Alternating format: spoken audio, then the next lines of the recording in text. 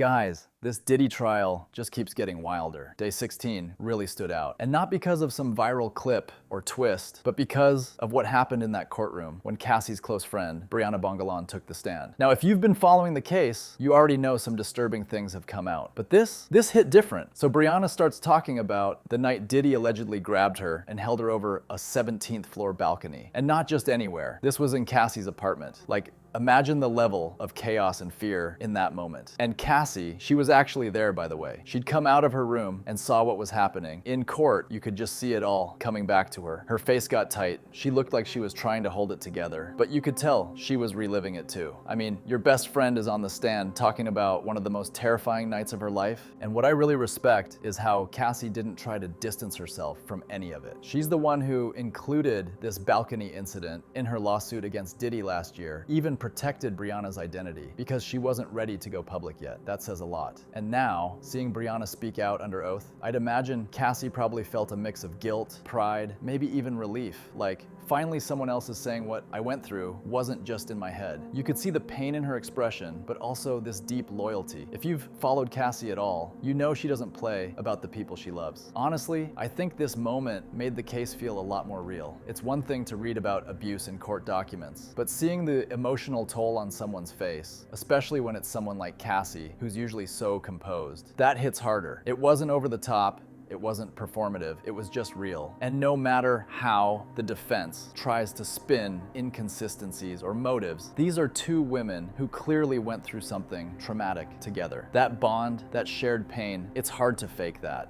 Day 16 of the Diddy trial was absolute chaos. This case has been wild from the beginning, but this particular day really peeled back another disturbing layer. I'll give you my honest take on what went down in that courtroom. This wasn't someone repeating rumors or piling on. No, Briana claimed she went through this horror herself. She said she didn't even know what she had done to make him react like that. And seconds later, she was thrown onto balcony furniture. Imagine the fear, and she's still living with that trauma. Nightmares, anxiety, the whole thing. Honestly, just hearing that was chilling. And her relationship with Cassie ran deep. They weren't just close, they partied hard together. Briana admitted that they both used a lot of substances: ketamine, coke, weed, oxy, the works. She even got drugs for Cassie and was paid for it. That's not an easy thing to admit in front of a courtroom, but it paints a really raw picture of just how vulnerable they both were during that time. The kind of lifestyle they were in made them easy to manipulate, especially by someone with money, power, and control. Speaking of control, Briana described Diddy as someone who didn't just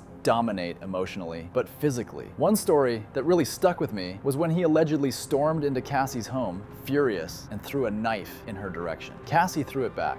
Yeah, threw it back. And still, no one called the police. That's how scared they were. And the bruises Cassie had to cover up before events, it's sickening to think how normal that must have felt for them. Now, while Briana was pouring her heart out, the prosecution brought in this expert in video forensics. This guy had one job: to verify the footage. You've probably seen it, or at least heard about it: Diddy throwing Cassie to the ground and kicking her. Well, the expert confirmed it's legit. He explained that the slight glitches, like skipped frames, were just from the crappy security system. No edits, no tampering. That video is real. And it didn't stop there. They also showed clips from other footage, some of it very explicit, from Cassie's devices, dated from 2012 to 2014. These weren't just thrown in for shock value. They were enhanced with audio and added even more context to the abuse that's been alleged for years. It's honestly hard to look at all this and think there's not a real pattern here. But obviously, Diddy's legal team came in swinging. His lawyer, Miss Westmoreland, went straight for Briana's credibility. She picked apart everything, comparing her government interviews, her lawsuit documents, and her testimony. One big contradiction was that Cassie's lawsuit said the balcony incident happened in a hotel. Briana said it was at Cassie's apartment. Now, does that completely discredit her? Personally, I don't think so. It's been almost a decade. Trauma can mess with how you remember things. But yeah, it gave the defense something to work with. They also painted Briana as someone who's just after money. She's suing for $10 million, and apparently her first lawyer messed up the demand letter so badly that she had to let him go. The defense tried hard to spin that as, she's in this for the payout, not the truth. But if I'm being real, even if someone is suing for money, that doesn't automatically mean they're lying. Sometimes justice does come with a dollar amount. Even with all that pressure, Briana's testimony still hit. She showed the court her bruises, talked about her neck pain, and even said she got a tattoo of the date she last saw Diddy January 2nd, 2018, as a reminder of when she decided to get sober. That's heavy. She described an 8-hour ketamine bender in Miami with Diddy and Cassie that pushed her to finally quit. That kind of detail, it's hard to make up. Another moment that stuck out. Briana said Diddy would get right up in people's faces and make terrifying threats. One time she said he told her he could kill her. That wasn't in her first government interview though. It came up later in a demand letter. So again, the defense jumped on that and questioned why such a serious threat was left out early on.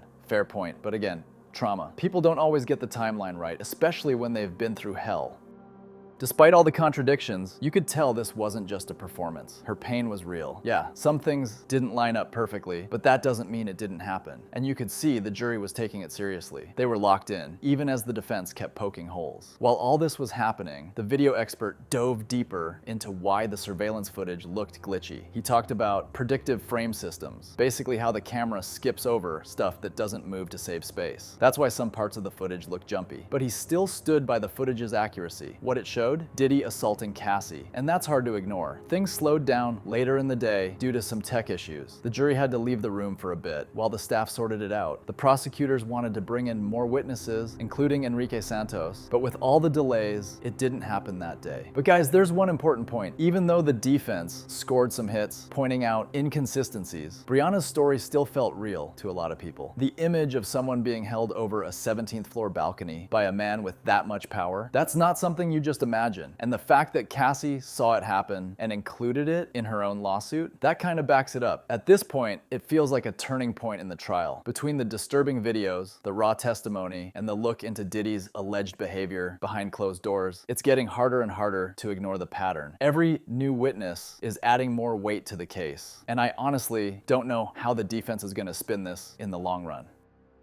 Anyway, that's the breakdown for day 16. If you made it this far, thanks for watching. Your support means a lot. Don't forget to share this video, drop a comment, and of course subscribe. We'll be covering every jaw-dropping moment as it happens. See you in the next one.